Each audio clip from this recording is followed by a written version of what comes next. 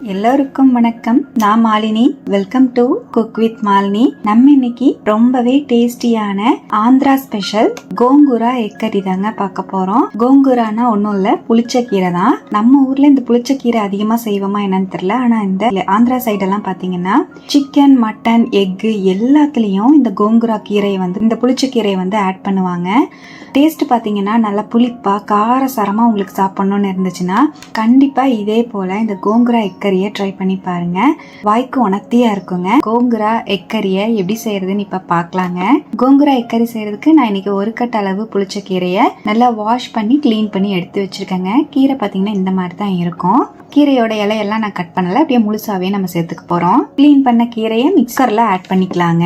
4ல இருந்து 5 பல்லு பூண்டு சேர்த்துக்கலாம். 5ல இருந்து 6 பச்சை மிளகா சேர்த்துக்கலாங்க. உங்க காரத்துக்கு தகுந்த மாதிரி மிளகா நீங்க சேர்த்துக்கோங்க.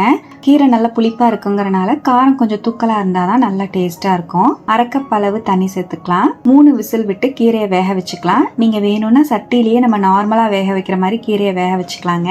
நான் கொஞ்சம் ஈஸியா இருக்கும் கடையறக்குங்கிறனால குக்கர்ல வேக வச்சுக்கிட்டேன். பாருங்க, கீரை நல்லா வெந்துருச்சு. 3 விசில் விட்டு இறக்கிட்டேன். மத்து வச்சு கீரையை நல்லா கடைஞ்சிக்கலாம். நல்லா சாஃப்டா வந்திருக்கிறனால சீக்கிரமாவே கடைபட்டுரும். பாருங்க, கீரையை நல்லா இந்த மாதிரி கடைஞ்சிட்டேன். இது அப்படியே இருக்கட்டும். இப்ப எக்கரி செய்யறதுக்கு கடாயில 1 டேபிள் ஸ்பூன் ஆயில் ஆட் பண்ணிக்கலாம். 1/2 டீஸ்பூன் உப்பு, 1/4 டீஸ்பூன் மஞ்சள் தூள், 1/2 டீஸ்பூன் மிளகாய் தூள் சேர்த்துக்கலாங்க. நல்லா மிக்ஸ் பண்ணிட்டு நான் இன்னைக்கு கோங்குரா எக்கரிக்கு ஒரு 6 முட்டையை வேக வச்சு இந்த மாதிரி கீரல் போட்டு வச்சிருக்கேன். ஆட் பண்ணிக்கலாம். நல்லா மிக்ஸ் பண்ணிக்கலாங்க. மீடியம் டு ஹை ஃப்ளேம்ல வச்சு ஒரு 2ல இருந்து 3 செகண்ட் மட்டும் ஃப்ரை பண்ணிக்கோங்க. ரொம்ப நேரம் வதக்க வேண்டாம். பாருங்க, முட்டையை நல்லா இந்த மாதிரி ஃப்ரை பண்ணிட்டேன். இந்த அளவு ஃப்ரை ஆனாலே போதும், வெளியே எடுத்துடலாம். இப்ப அதே கடாயில எக்ஸ்ட்ராவா 1 டேபிள் ஸ்பூன் ஆயில் ஆட் பண்ணிட்டு 1 டீஸ்பூன் ஜீரகம் ஆட் பண்ணிக்கலாங்க. ஒரு பெரிய வெங்காயத்தை நல்லா பொடியா நறுக்கி சேர்த்துக்கலாம். வெங்காயம் நல்லா டிரான்ஸ்பரண்ட் ஆகுற அளவுக்கு வதக்கிக்கலாங்க. வெங்காயம் நல்லா வதங்கிடுச்சு. இதோடவே 1 டீஸ்பூன் இஞ்சி பூண்டு பேஸ்ட் ஆட் பண்ணிக்கலாம். பச்சை வாசம் போற மாதிரி நல்லா கலந்து விட்டுறலாங்க. இஞ்சி பூண்டு பேஸ்டையும் சேர்த்து நல்லா வதக்கிட்டேன். இதோட ஒரு தக்காளி பழத்தை பொடியா நறுக்கி சேர்த்துக்கலாம். நான் ஆப்பிள் தக்காளி சேர்த்திருக்கேன். புளிப்பு கம்மியா தான் இருக்கும். நீங்க ரொம்ப புளிப்பு கம்மியா சாப்பிட்றவங்களா இருந்தா தக்காளியை ஸ்கிப் பண்ணிடுங்க. ஏன்னா கீரையிலேயே நமக்கு புளிப்பு இருக்கும். 1 டீஸ்பூன் உப்பு ஆட் பண்ணிக்கலாம். 1 டீஸ்பூன் கொத்தமல்லி தூள் சேர்த்துக்கலாம். 1 டீஸ்பூன் மிளகாய் தூள் சேர்த்துக்கலாம். மிளகாய் தூள், பச்சை மிளகாய் எல்லாமே உங்க காரத்துக்கு தகுந்த மாதிரி ஆட் பண்ணிக்கோங்க. 1/4 டீஸ்பூன் மஞ்சள் பொடி ஆட் பண்ணிக்கலாம். நல்லா மிக்ஸ் பண்ணிக்கலாம். பொடியெல்லாம் சேர்த்து நல்லா கலந்து விட்டுட்டு இதோட 1 டீஸ்பூன் ஜீரகத்தூள் சேர்த்துக்கலாங்க. வறுத்த அரைச்ச ஜீரகத்தூள் ஆட் பண்ணிருக்கேன். நல்லா மிக்ஸ் பண்ணிக்கலாம். இப்ப பொடியெல்லாம் சேர்த்து நல்லா இந்த மாதிரி கலந்து விட்டுட்டேன். இப்ப இதோட நம்ம வேக வச்சு கடைஞ்சி வச்சிருக்கிற கீரையை சேர்த்துக்கலாம். நல்லா மிக்ஸ் பண்ணிக்கலாம். இப்ப நல்லா கலந்து விட்டுட்டேங்க. நல்லா கலந்து விட்டுட்டு இதோடவே எக்ஸ்ட்ரா 1/2 டீஸ்பூன் உப்பு சேர்த்திருக்கேன். நல்லா மிக்ஸ் பண்ணிக்கலாம்.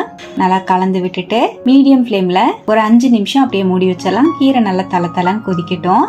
பாருங்க, ஒரு 5 நிமிஷம் மீடியம் ஃப்ளேம்லயே வச்சிருந்தேன். கீரை நல்லா கொதிச்சிட்டு இருக்கு. நல்லா கலந்து விட்டுட்டு இப்போ நம்ம வறுத்து வச்சிருக்கிற முட்டையை சேர்த்துக்கலாங்க.